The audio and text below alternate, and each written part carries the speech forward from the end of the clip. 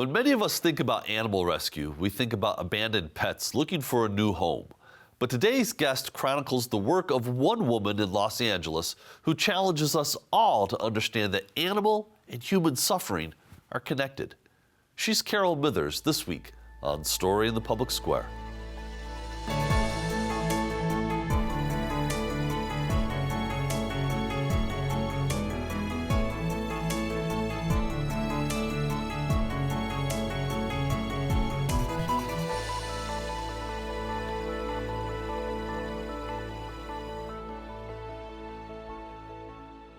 Hello and welcome to Story in the Public Square, where storytelling meets public affairs. I'm Jim Ludis from the Pell Center at Salve Regina University. And I'm G. Wayne Miller, also a Salve's Pell Center. And our guest this week is Carol Mithers, a writer whose new book is Rethinking Rescue, Dog Lady in the Story of America's Forgotten People and Pets. She joins us today from Los Angeles, California. Carol, thank you so much for being with us. Thank you. It's great to be here. Your book, Rethinking Rescue, Dog Lady in the Story of America's Forgotten People and Pets, has received wide critical acclaim. What drew you to writing about rescue animals and their owners?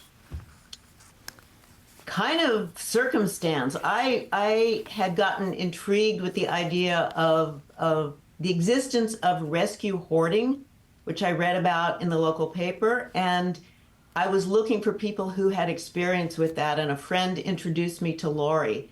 And suddenly I met this person who had this other story, and I was amazed by it. And the more I talked to her, the more complicated and deep it got. And so I wrote the story on hoarding, but meanwhile I started talking to Lori. I had originally thought she was going to have a pretty simple rescue story, which was this amazing person who worked in downtown LA dealing with unhoused people and their pets. But as I spent time talking to her, I realized the story was much larger than that. So I kind of fell down a rabbit hole. Well, we're going to get to that bigger story in just a minute, Okay. But let's talk a little bit first about the animal rescue movement and its genesis, because it wasn't always that there were these armies of people out there thinking about the welfare of animals. Yes, and for a long time there weren't those people. I mean, back in the 70s, not that long ago, there were something like 24 million dogs and cats being put down in the United States every year because they were unwanted, they had no homes. So in the late 80s and into the 90s, there was an effort began to address that huge sea of death and help domestic pets and try to find a way to change this. And a lot of spay and neuter, which became popular in the late 70s, helped. But by 96, 97, the movement that we now sort of call no-kill had really taken hold and asked us to think about why so many eminently adoptable animals were dying in the shelters and what could be done to save them. So can you elaborate for people who may not have animals or pets or understand what was no-kill and what is a no-kill shelter? Well, that's actually a complicated question, but no-kill is the notion, and this definition has been the subject of some debate. But as easily as I can say it, no-kill means that a shelter has a live release of about 90% of the animals that come into it. Some animals that go into a public shelter are going to die, they're going to be vicious, they're going to be ill, they're not really adoptable. But if 90% of the animals that are taken in a public intake shelter, which means a shelter that has to take anybody that comes along, that calls it no-kill. And the idea is basically you do everything you can. If those animals come in, you do everything you can to find them new homes. You make yourself accessible to the public, you advertise the animals, you clean them up, you get them ready to go to new homes.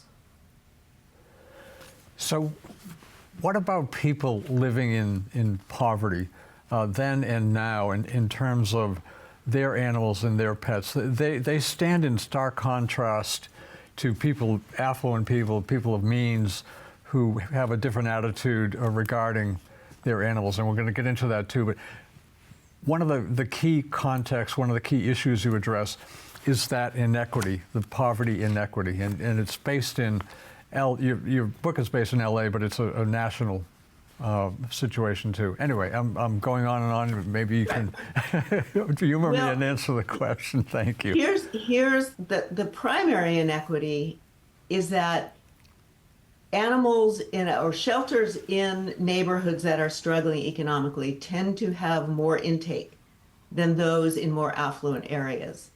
And animals that belong to people who are in poverty tend to be less often spayed and neutered than those in more affluent areas. And animals that belong to people in poverty tend to be surrendered to shelters, actively surrendered more often.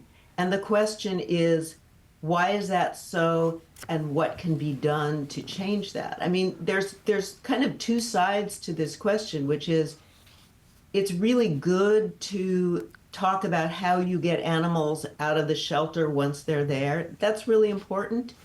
But it's also important, and this is what I think Lori started to address when other people did not, which was, how do you stop them from going into the shelter in the first place? And how does poverty connect to that effort?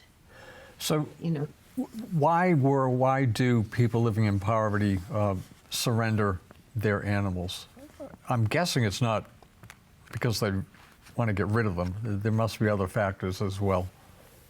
Right. I mean, let's be clear that not everybody living in poverty is a wonderful person who's a great pet owner. I mean, there are jerks in every socioeconomic class. But there are a whole lot of factors, mostly about economics, that make it more difficult to hold on to a pet. One of them is housing. And a lot of landlords, people in poverty tend not to be homeowners. They're usually renters.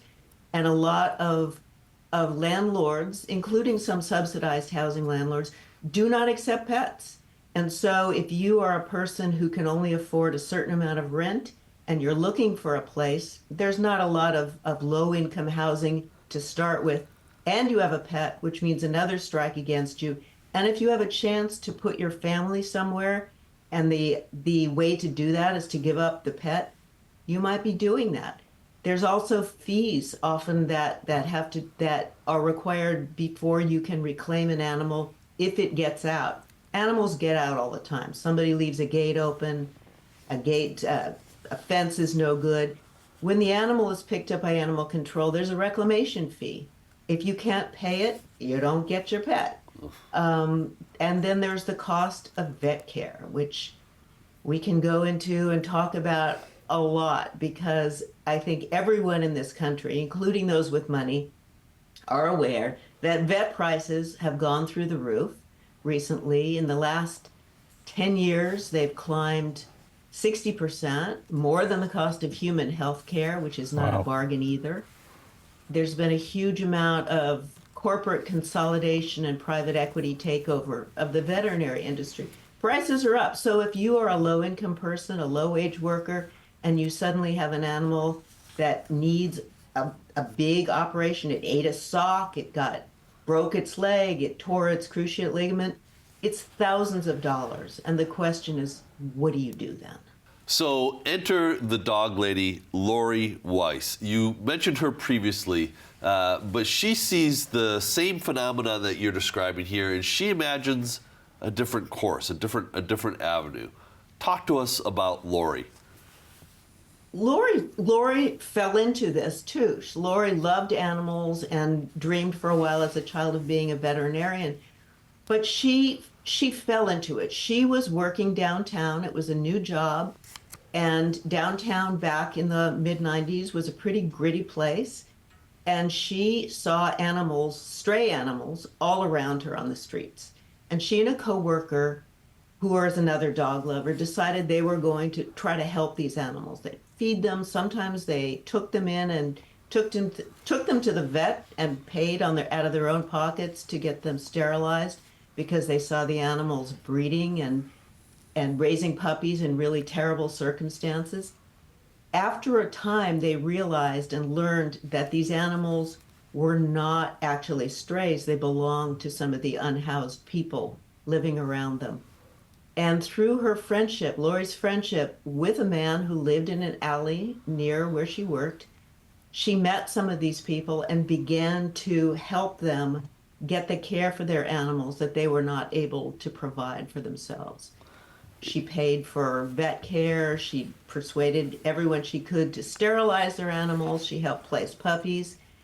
And so the thinking she finally had was, why not help these people rather than criticize them for being lousy pet owners? Help them. They couldn't take care of themselves, help them take care of their pets. And from there, it grew to helping people who are not unhoused, but the merely poor. And people, she said, there was a widespread thinking that people who were poor would not sterilize their dogs, they would not take care of them, they didn't care. And the answer was, if you made it possible, if you understood the circumstances in which they lived, i.e. there was no money, maybe there was no car to get to a vet, of course they would do that. She would have community clinics, she would sponsor mass spay and neuter days, and people were thrilled to get the help. Yeah, Carol, do you, Wayne asked the question earlier about the the numbers of of dogs that die and the Right. the socioeconomic disparities. I want to approach that question maybe a little bit differently. Okay. What do people, whether you're affluent or you're living on the street, what do you gain by having a pet?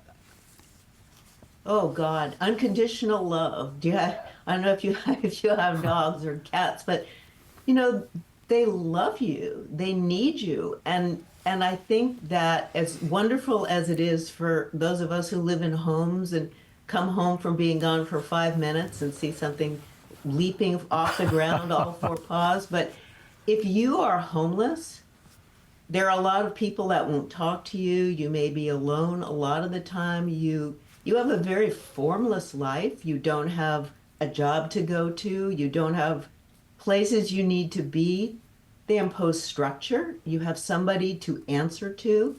You have somebody who needs to be fed, needs to be walked, who is thrilled to see you, who is your companion when you're living maybe alone in a tent. There's a sociologist named Leslie Irvine wrote, I think, the first book about unhoused people and their pets, and it was pretty clear that the pet was the most important being in this person's life.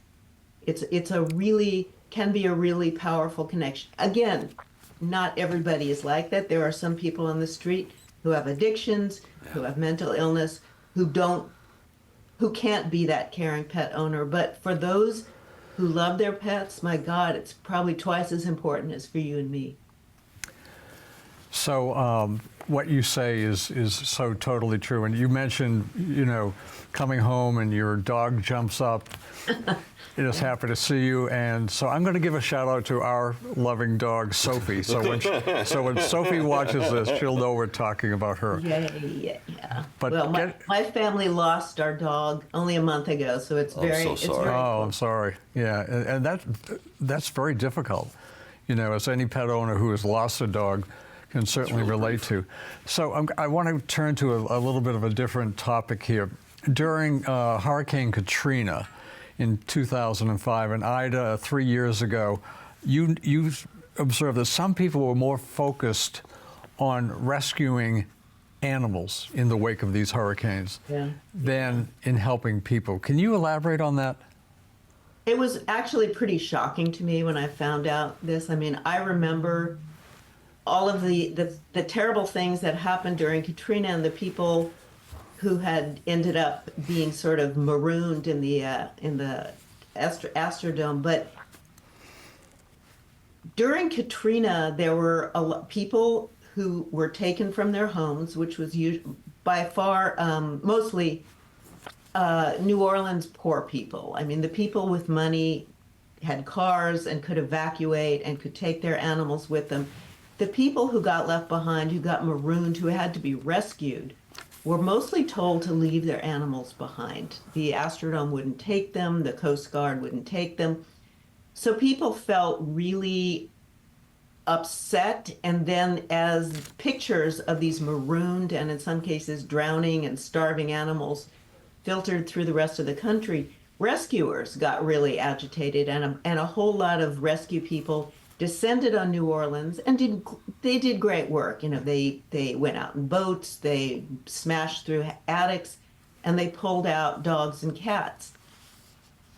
But those dogs and cats ended up getting taken out of New Orleans while the people were left behind.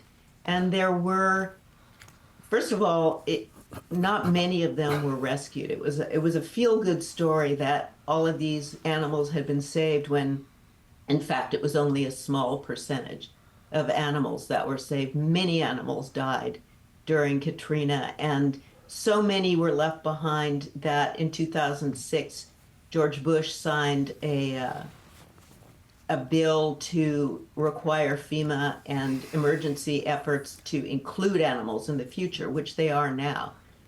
But the animals that were taken out often left on air-conditioned buses, on planes. They were taken to more affluent homes in other states. And later, when some New Orleans people tried to get their animals back, these more affluent rescuers did not want to give them back.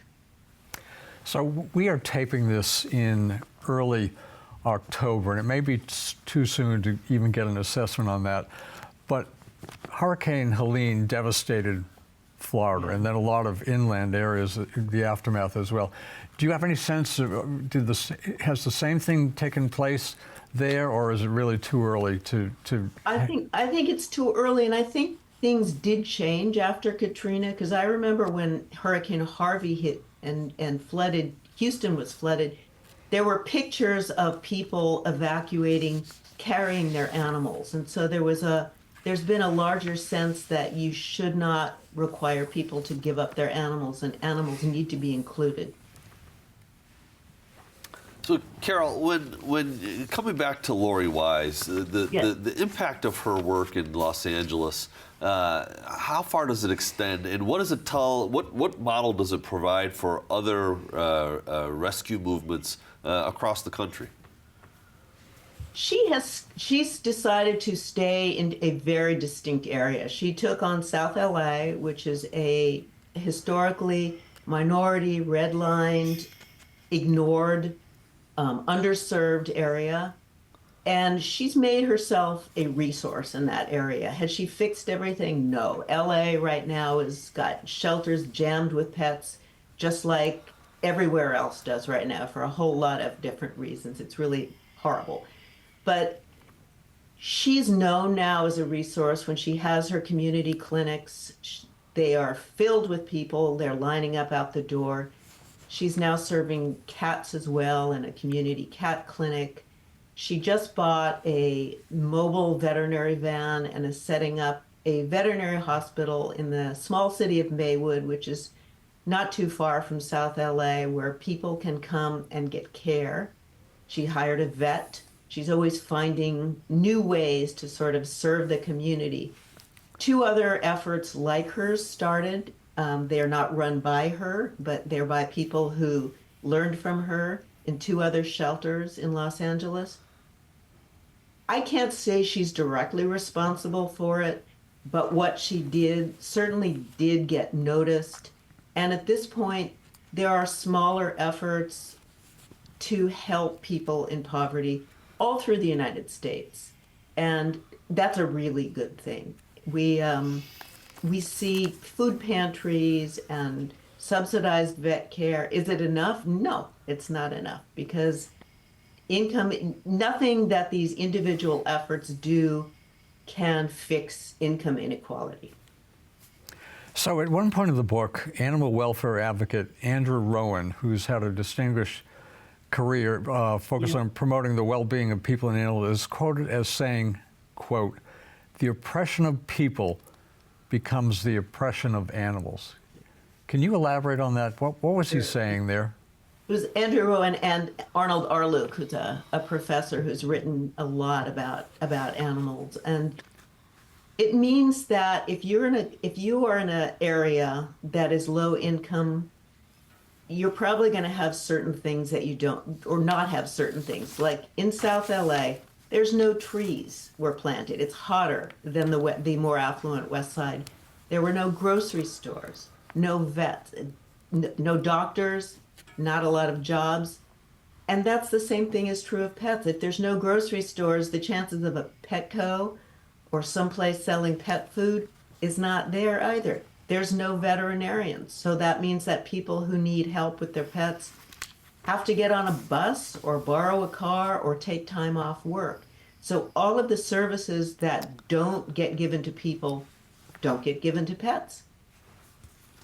I mean, as I'm thinking about this, it seems to me that we're talking about social justice, but it's not just about social justice for individuals, human beings. It's also about social justice for our animal companions as well.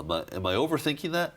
No, I think it's for animal companions, and I think in a larger sense, it's for animal companions as part of our families. Because if you love your pet, most surveys show that most Americans call their pets part of their families. Yeah. So if you think of your pet as part of your family, and your pet is suffering, that hurts you as a person too.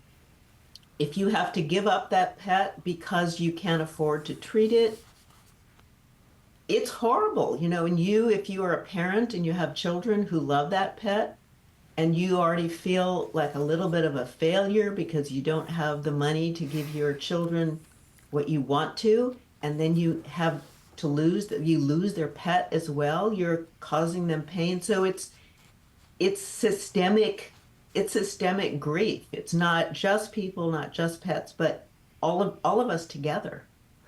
So far we have correctly focused on Los Angeles and the efforts there. But keeping in mind that we're a national TV Right. show, coast to coast and everywhere in between, what can individuals watching this now do to help this movement for both people and pets? Well, they can look into whatever's in their community that is helping people and pets, and that's maybe looking for some code words if you're Googling or looking around. Shelter intervention, pet food pantries, veterinary groups that subsidize veterinary care or make it possible for people to afford veterinary care.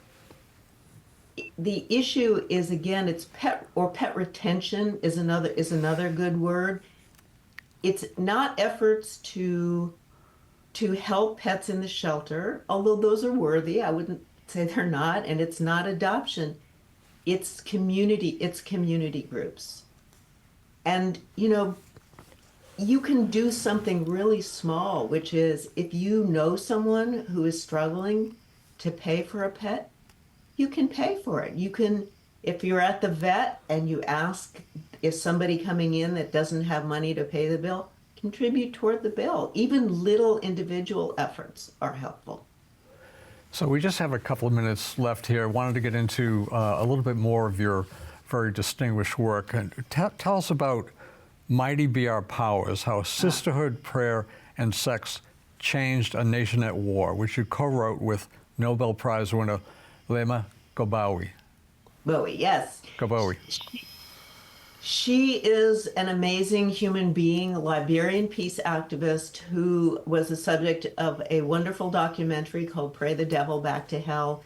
And she led a group of women in Liberia during the country's second of several brutal civil wars to pressure warlords into making a peace agreement to stop the fighting. And she is a force of nature and a great speaker, and continues now.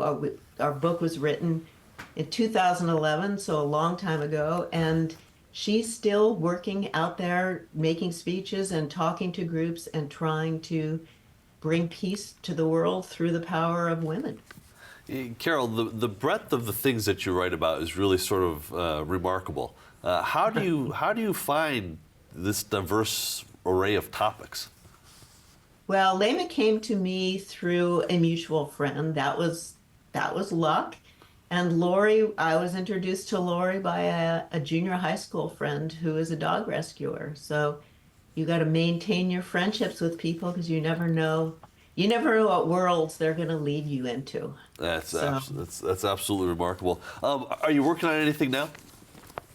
I'm just trying to get this book read and then desperately thinking at 3 a.m, what am I going to do now? Spoken like an actual writer. I could relate to it.